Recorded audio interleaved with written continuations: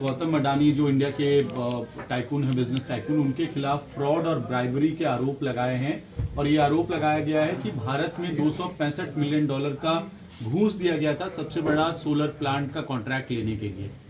देखिए, बार बार हम लोग ये कहते रहे हैं कि प्रधानमंत्री जी के मित्र गौतम अडानी पूरे दुनिया में भारत का नाम मिट्टी में मिलाने में लगे हुए हैं।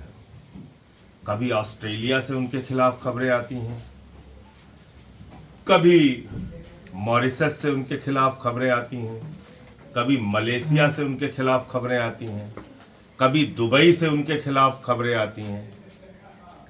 पूरे दुनिया में अडानी ग्रुप ने भारत का नाम मिट्टी में मिलाने में अपनी भूमिका निभाई है और इसमें मुझे अफसोस के साथ कहना पड़ रहा है कि भारतीय जनता पार्टी और देश की सरकार आदरणीय नरेंद्र मोदी जी, पूरा देश तो उनके नाम नीलाम कर ही रहे हैं, बाहर भी जाते हैं तो उन्हीं के लिए धंधा दिलाने के बारे में सोचते हैं, उनकी चिंता उसी के बारे में होती है। आप देखिए, प्रधानमंत्री की यात्राएं जहां जहां हुई हैं विदेशों की, उन सारी जगहों पे अडानी को ठेका मिला है। भारत में कोयला दे दिया, बिजली दे दिया, पानी दे दिया, गैस दे दिया, रेल दे दिया, सेल दे दिया, एयरपोर्ट दे दिया, पोर्ट दे दिया, आसमान से लेके पाताल तक, आकाश से लेके पाताल तक सब कुछ दे दिया। और ये जो मामला आया है सामने, जिसमें वहां की एक कमीशन ने ये पाया है कि लगभग $265 मिलियन की रिश्वत अडानी ने खिलाई है अमेरिका के अंदर कॉन्ट्रैक्ट पाने के लिए, ठेका पाने के लिए, बहुत ही गंभीर मामला है। भारत के प्रधानमंत्री को सामने आकर इसका जवाब देना चाहिए। सेबी का मामला खुलता है अडानी के खिलाफ, प्रधानमंत्री चुप रहते हैं। हिंडनबर्ग का मामला खुलता है, प्रधानमंत्री चुप रहते हैं। और अब तो उनके बहुत ही प्यारे दोस्त ट्रंप की सरकार है अमेरिका में, उस सरकार में भी अडानी के खिलाफ यह मामला सामने आया है। प्रधानमंत्री को सामने आके बताना चाहिए। आपने एक ऐसी कंपनी को प्रमोट किया, एक ऐसी कंपनी को बढ़ावा दिया जो पूरी दुनिया में भारत का नाम मिट्टी में मिला रहा है। तो मैं समझता हूं कि अडानी के खिलाफ जितने भी मामले अब तक के पेंडिंग हैं, सबकी जांच सुप्रीम कोर्ट की मॉनिटरिंग में एक जांच एजेंसी के द्वारा कराई जानी चाहिए। और जो भी भ्रष्टाचार उन्होंने कर रखा है देश के अंदर और देश के बाहर, उसका सच देश के सामने आना चाहिए और उनके खिलाफ कार्रवाई होनी चाहिए। इस पे जेपीसी या पार्लियामेंट की भी किसी कमेटी की आप लोग मांग करने वाले विपक्ष? अब वो हम लोग विपक्ष के लोग, जब अभी पार्लियामेंट शुरू हो रहा है, उस पर बैठक करके आगे की रणनीति तय करेंगे। लेकिन ये जरूर है कि अब ये साबित हो गया कि प्रधानमंत्री इंडिया के लिए नहीं, अडानी के लिए काम करते हैं, देश में हो या देश के बाहर। ये बैठक है आम आदमी पार्टी की, कहा जा रहा है कि टिकट पहली सूची आ जा सकती है।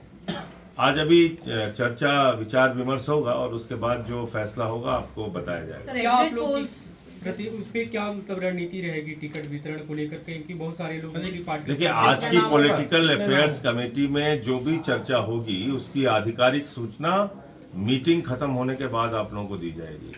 मीटिंग की बातें पहले से ही सार्वजनिक करना वो ठीक नहीं। कल जो एग्जिट पोल है महाराष्ट्र और झारखंड को लेकर, उस पे कैसे देखते हैं? देखिए, एग्जिट पोल ने अपनी विश्वसनीयता खो दी है।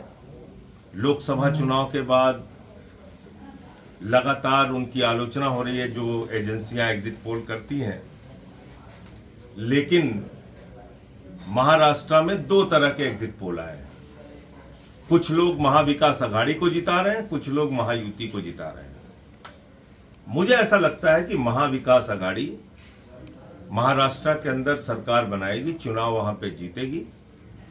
और जो एक मैंने प्रचार में जाके वहां देखा था कि गद्दारों को माफी नहीं, तो वहां की जनता भारतीय जनता पार्टी को, शिंदे को और अजीत पवार को महाराष्ट्र की जनता के साथ धोखा देने वाला और महाराष्ट्र के साथ गद्दारी करने वाला एक दल मानता है।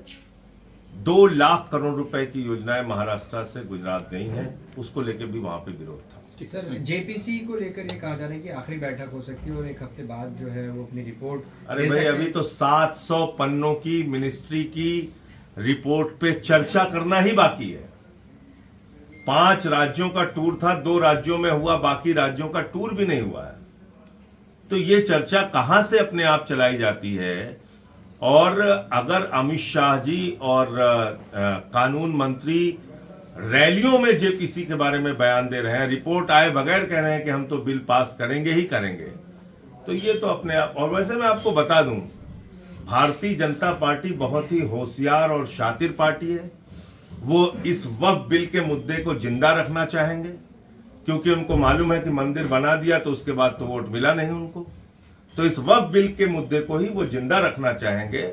वो चाहेंगे कि इस पे रोज वो राजनीति करते रहें, और इसलिए वो पास करने की हड़बड़ी अपनी ओर से नहीं दिखाएंगे, ऐसा मुझे लगता है।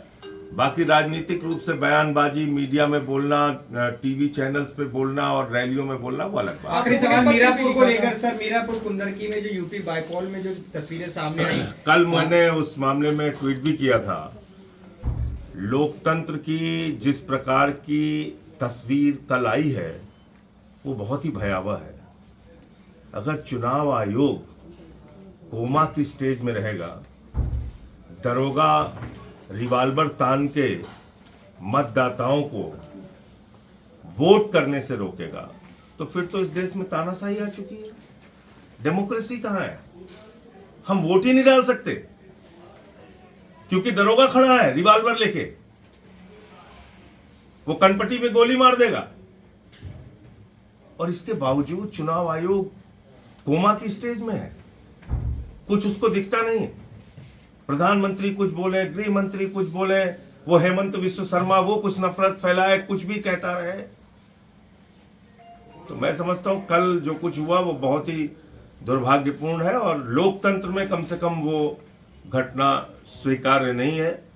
उस पर चुनाव आयोग को और सख्त कार्रवाई करनी चाहिए। ठीक है।